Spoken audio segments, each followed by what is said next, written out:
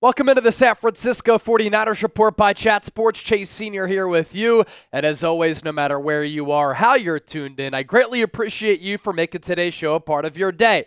Coming up, the 49ers are getting some huge additions back to their roster for a stretch run. And these are acquisitions and moves that are really going to help this football team, which brings me to this question.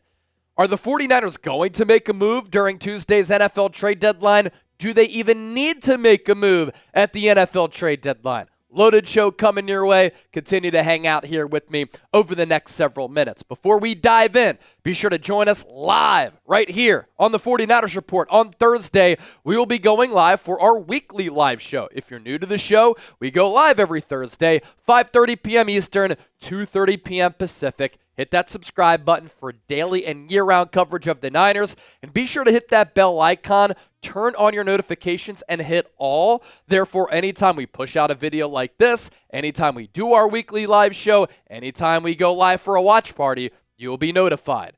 So let's circle back to that question. Will the 49ers make a move by Tuesday's NFL trade deadline coming up on November 5th? San Francisco is 4-4 after that win against the Dallas Cowboys going into the bye week. San Francisco will travel to Tampa and play the Buccaneers in Week 10. The Niners right now sitting pretty. Most cap space in the National Football League at $54 million according to Over the Cap. And they're in a position here where, yes, they are 500. They've lost to some quality teams this year, including the Minnesota Vikings and the Kansas City Chiefs. But this division, the NFC West, is wide open. And I still think the NFC is wide open because the gap between the top team, the Detroit Lions, and the Niners, it's not that wide. And the odds makers don't think that either. Odds to win the NFC going into Sunday's action. Lions, plus 300. The 49ers, even though they're 4-4, again, plus 425. So the second best odds to win the NFC. The Eagles, 7-1 odds alongside the Green Bay Packers, and the Minnesota Vikings at 9-1 odds. Minnesota's been a great story, but is Sam Darnold going to lift the Vikings to a long playoff run and take Minnesota to New Orleans for the Super Bowl in February?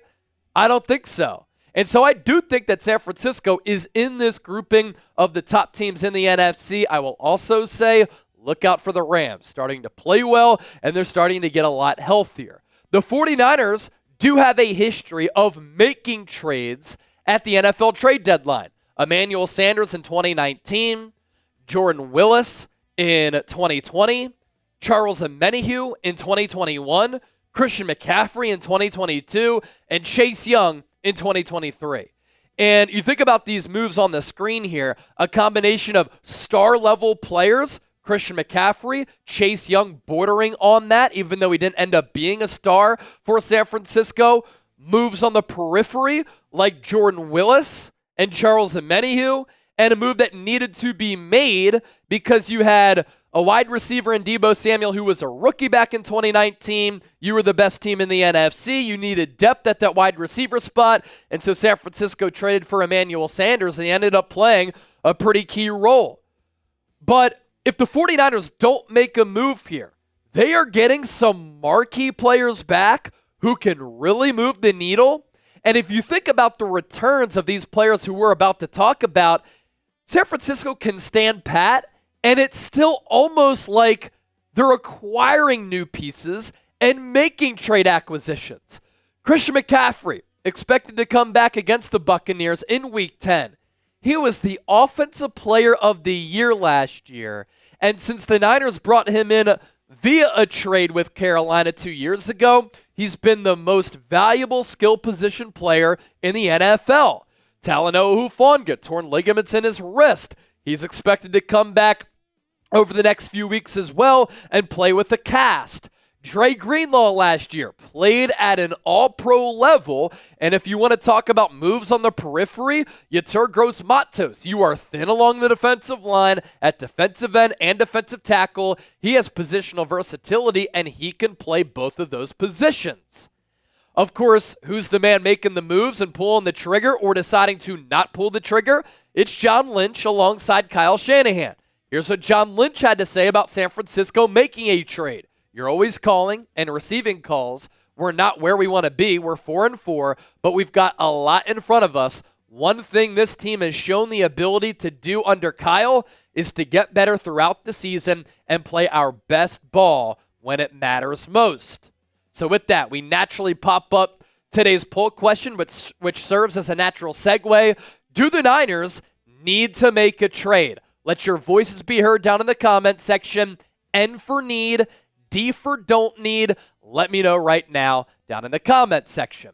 Today's San Francisco 49ers report, sponsored by our friends at PrizePicks. Really appreciate them for making today's show possible. PrizePicks, the best place to get real money sports action with over 10 million members and billions of dollars in awarded winnings. PrizePicks has made daily fantasy sports accessible to all. You just pick more or less on at least 2 players for a shot to win up to 100 times your cash.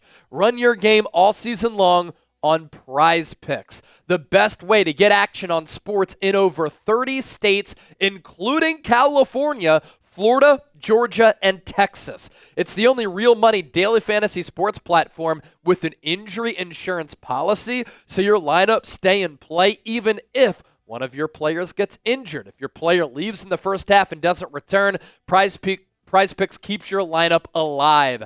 As for some selections that we like for this Thursday night game between the Houston Texans and the reeling New York Jets, Tank Dell, Stephon Diggs out, Nico Collins hurt. Let's go with more than 4.5 catches. I think that's a shoo-in.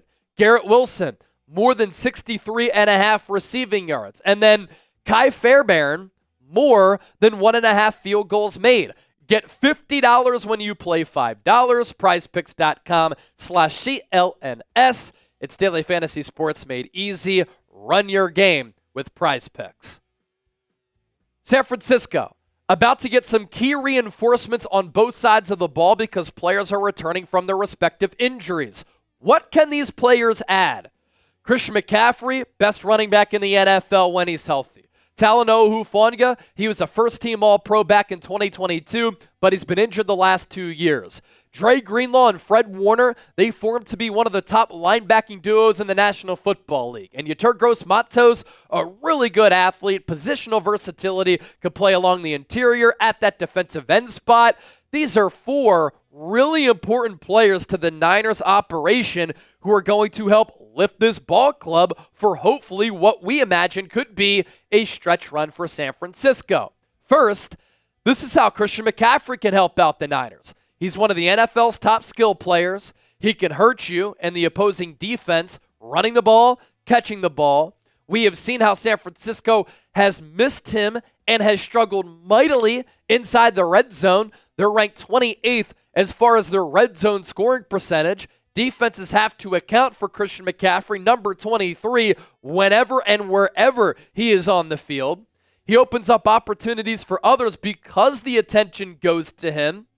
He can line up in the slot. Sometimes he lines up out wide. He can run it to the outside. He can run it in between the tackles. This is a very special player who hopefully doesn't show those ill signs of bilateral Achilles tendonitis. And anytime that McCaffrey gets his hands on the pill, he's a home run threat. He could take it to the crib in a blink.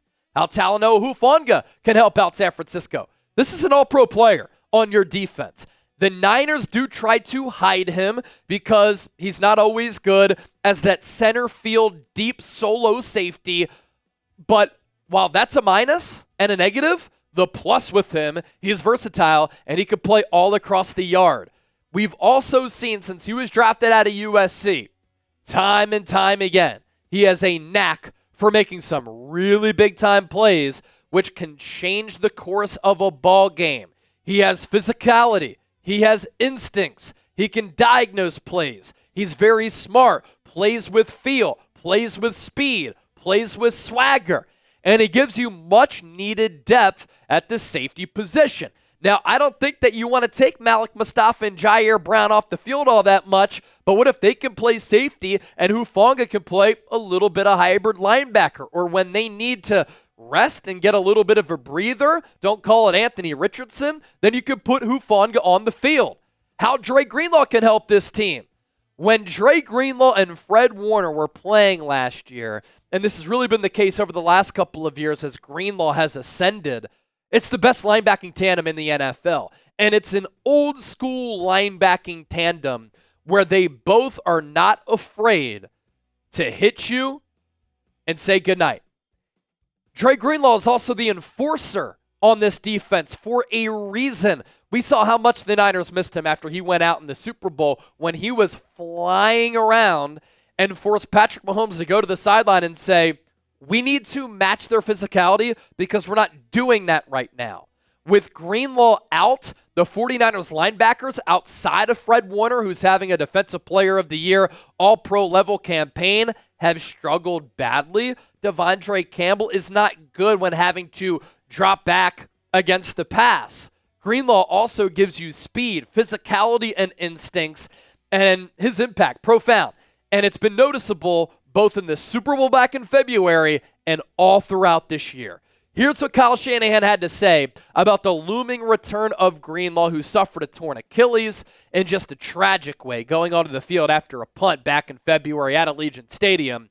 I'd probably be surprised if it was right after the bye week, but I do think after that, it'll be week to week, which means if everything goes right, it will be sooner rather than later.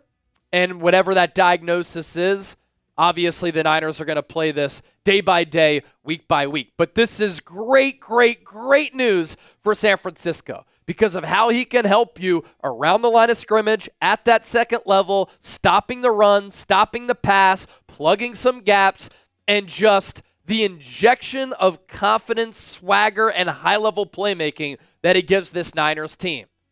Hayatur Gross-Matos can help. He's a good player, not great. He's very physical. He's a long athlete who's tall and has an 80-plus inch wingspan. He's versatile, and he can play edge or defensive tackle. And in 50 pass rushing snaps, while his knee was hurting him after he hurt that knee against the Raiders in the preseason finale, he still had 5 pressures and 4 hurries on those 50 pass rushing snaps. Not bad. So we circle back to the odds to win the NFC. The Niners expect to get 4 of these players back. It's almost like they're making 4 trades without having to give up anything. That's highway robbery, in my opinion. Lions plus 300, 49ers plus 425, Eagles 7-1, Packers 7-1, and the Vikings 9-1. Keeping in mind that these players are going to return and hopefully stay healthy, who wins the NFC? Is it Detroit? Is it the Niners? Is it Philadelphia, Green Bay, Minnesota? If it's not any of these teams, type other. Thank you so much for watching. Your support means everything. This show wouldn't be possible without the real ones, and I just want to thank you for that.